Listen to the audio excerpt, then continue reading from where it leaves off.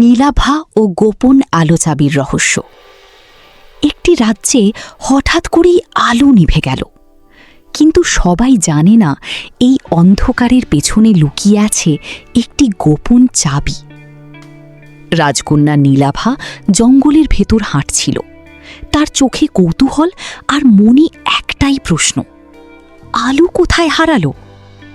তার পাশে উঠছিল টুকুটিয়া। টুকু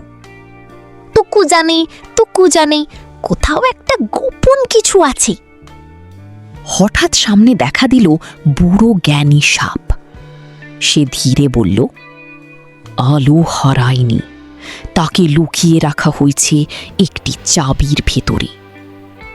নীলাভা অবাক হয়ে জিজ্ঞেস করল, কেমন চাবি?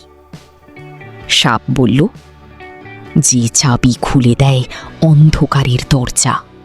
নীলাভা জঙ্গলের গভীরে এগিয়ে গেল।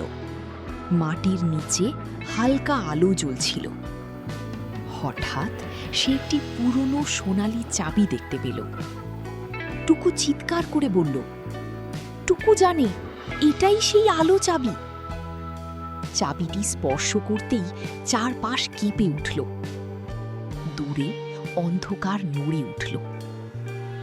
একটা ছায়া ধীরে ধীরে এগিয়ে আসছে। নীলাভা বুঝে গেল, এই চাবি শুধু আলো ফেরায় না, এটা একটা বড় রহস্য খুলে দেয়।